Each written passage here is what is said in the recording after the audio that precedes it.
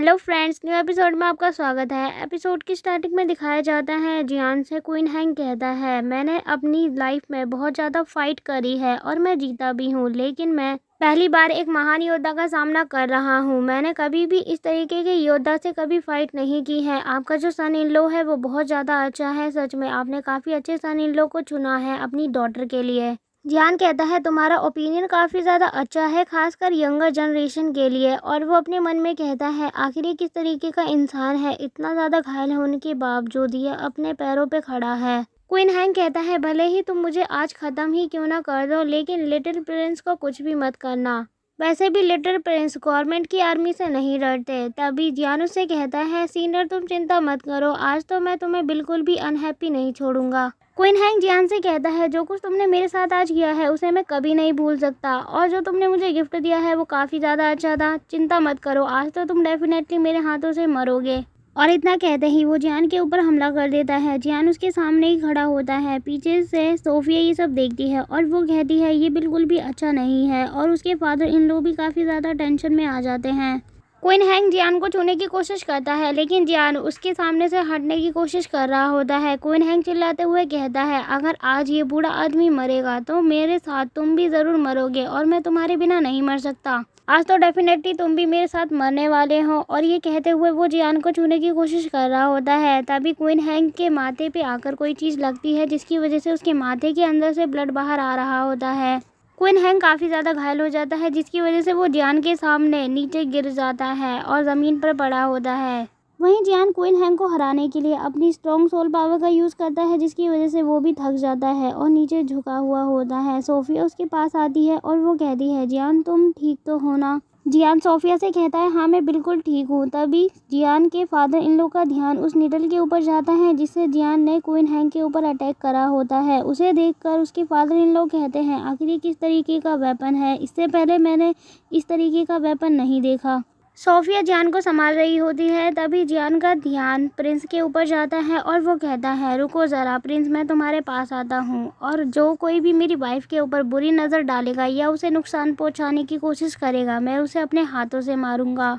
इतना कहते ही जियान उसकी ओर बढ़ रहा होता है। प्रिंस उसे आगे बढ़ता हुआ देखकर काफ़ी ज़्यादा परेशान होता है और वो कहता है जियान तुम ऐसा नहीं कर सकते, मैं इस सिटी का प्रिंस हूँ, तुम मुझे नहीं मार सकते। अगर ऐसा करोगे तो ये पूरी सिटी तबाह हो जाएगी। जियान अपनी स्वॉर्ड निकाल लेता है उसके ऊपर हमला करने के लिए, और वो कहता है मैं तुम्हें इसलिए मारना चाहता हूँ क्योंकि तुम्हारा बिहेवियर है वो बिल्कुल भी अच्छा नहीं है, इसीलिए मैं तुम्हें मारना चाहता हूँ। तभी प्रिंस भी अपनी स्वॉर्ड निकाल लेता है और वो कहता है तुम्हारी हिम्मत कैसे हुई मेरे साथ ऐसा बिहेव करने की, मैं तुम्हें नहीं छोड़ूंगा और तुम्हें अपनी स्वॉर्ड से ख़त्म कर दूंगा।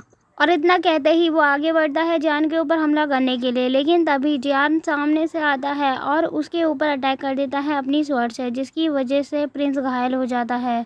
अटैक करने के बाद जियान अपनी स्वॉर्ड को अपने हाथों से छोड़ देता है और वहीं प्रिंस घायल होकर ज़मीन पर पड़ा होता है। फिर दिखाया जाता है प्रिंस और क्वीन हैंग को कुछ लोग उठाकर ले जा रहे होते हैं और जियान कहता है अब सब कुछ तैयार हो चुका है। और इसके बाद मॉर्निंग का सीन दिखाया जाता है। प्रिंस को कुछ भी नहीं हुआ होता है, प्रिंस एकदम ठीक होते हैं और वो कुछ लड़कियों के साथ वापस जा रहे होते हैं अपना सामान लेकर। सोफिया की फैमिली और जियान पैलेस के छत के ऊपर खड़े होकर प्रिंस को अलविदा कर रहे होते हैं। वहीं एक नौकर प्रिंस से कहता है प्रिंस हमने सब कुछ तैयार कर दिया है, आप जा सकते हैं। जियान ने प्रिंस के लिए बॉक्सेस के अंदर कुछ गिफ्ट भी रखे होते हैं जो कीमती ट्रेजर से कम नहीं होते हैं, और वो प्रिंस अपने साथ उन्हें भी ले जा रहा होता है। जियान प्रिंस को देखते हुए कहता है जब प्रिंस तियान्हे कॉन्टिनेंट के पास पहुंचेगा वहां पर प्रिंस के ऊपर हमला होगा और प्रिंस के पास जितना भी कीमती ट्रेजर है उसे लूट लिया जाएगा। तभी जियान के फादर इन लोग उसके पास आते हैं और उसके कंधे पे हाथ रखते हुए कहते हैं तुमने आज हमारे लिए काफ़ी कुछ किया है, हमारी रेपुटेशन को बनाए रखने के लिए, और प्रिंस से डील करने का तरीका तुम्हारा काफ़ी ज़्यादा अच्छा था। जियान कहता है फादर इन लॉ अब मैं आपकी फैमिली का ही हिस्सा हूँ और आपकी फैमिली भी मेरी फैमिली है, इसीलिए मैं ख़तरे में नहीं देख सकता अपनी फैमिली को। और वैसे भी मैं तो प्रिंस के साथ ऐसा ज़रूर करता क्योंकि मेरी वाइफ को वो नुकसान पहुँचाना चाहता था, इसीलिए वैसे भी वो प्रिंस इसी चीज़ के लायक था। तभी जियान की मदर इन लोग कहती है तुमने 30 सैनिकों में उस प्रिंस को हरा दिया, अगर हम प्रिंस को हराने के लिए 1000 सैनिक भी इस्तेमाल करते तो भी वो कम पड़ते। तुम तो सच में बहुत ज़्यादा अमेजिंग हो। अब तुम बताओ तुम्हें रिवॉर्ड में क्या चाहिए, क्योंकि तुमने बहुत अच्छा काम किया है।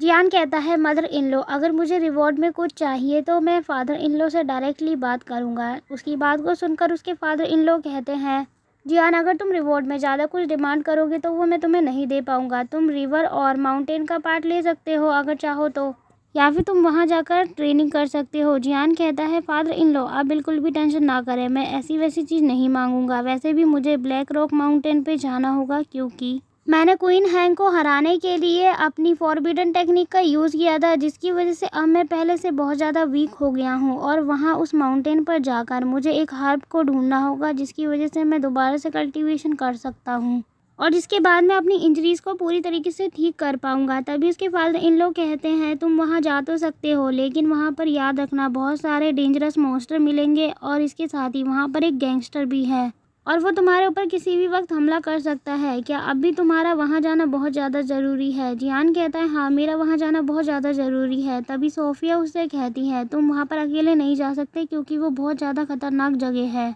इसीलिए मैं भी तुम्हारे साथ जाऊंगी। जियान उससे कहता है नहीं, तुम मेरे साथ नहीं जा सकती। मैं जानता हूँ अभी यहाँ पर खतरा ख़त्म हो चुका है, लेकिन हमारे दुश्मन हमारे ऊपर नज़रें गड़ाए बैठे हैं, कभी भी कुछ भी हो सकता है और यहाँ पर तुम्हारी बहुत ज़्यादा ज़रूरत है। तुम्हें यहीं रहकर हमारी सिटी का ध्यान रखना होगा और मैं ये तुम्हें 2 स्पेशल टेक्निक की बुक दे रहा हूँ। इसी से मैंने लेफ्टिनेंट जनरल की भी ट्रेनिंग कराई थी और इसके साथ ही 30 सोल्जर्स की भी ट्रेनिंग इसी से कराई थी।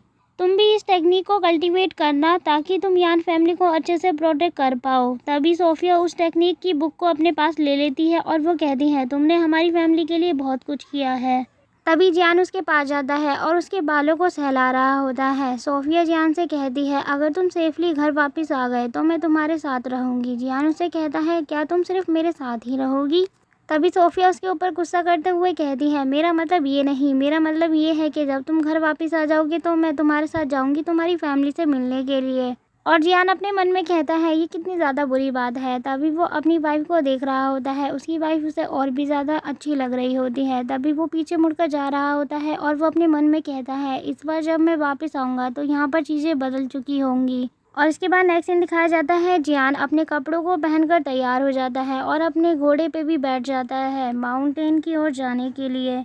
और जियान जाने लग जाता है माउंटेन की ओर। वहीं पीछे से सोफिया और लिली उसे बाय कर रहे होते हैं और कहते हैं सही सलामत वापस आ जाना।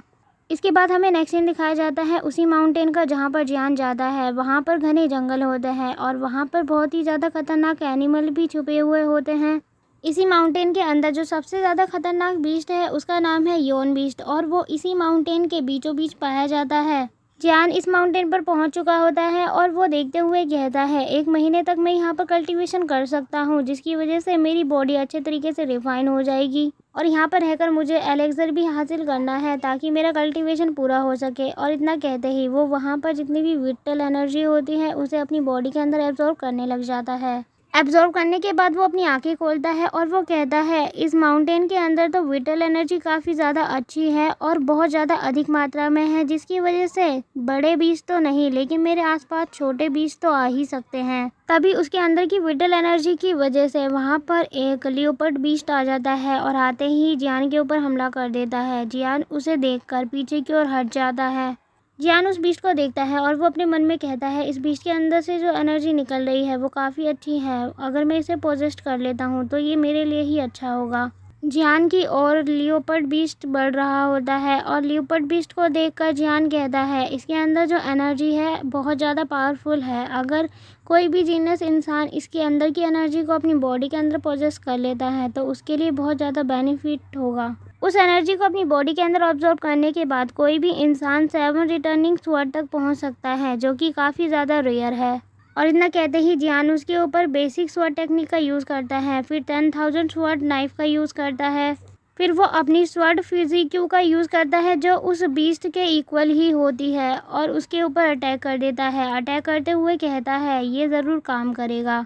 ये बोलते हुए वो उसके सामने ही खड़ा होता है। वो बीस्ट उसके ऊपर काफ़ी तेज़ी से दहाड़ रहा होता है। और इसके साथ ही एपिसोड यहीं ख़त्म होता है। थैंक्स फॉर वॉचिंग गाइस और कमेंट में बताएं आपको वीडियो कैसी लगी। अगर आप इसका नेक्स्ट एपिसोड देखना चाहते हैं तो वो आपको जल्द ही मिल जाएगा हमारे चैनल पर। And thank you very much guys, आपने इस एपिसोड के लिए बहुत ज़्यादा लंबा वेट करा है। हम माफ़ी चाहते हैं ये वीडियो टाइम पर अपलोड नहीं हो पाई, लेकिन अगली बार से मैं कोशिश करूँगी कि वीडियो आपको समय पर मिल जाए। And once again, thank you friends. Meet you soon in new episode.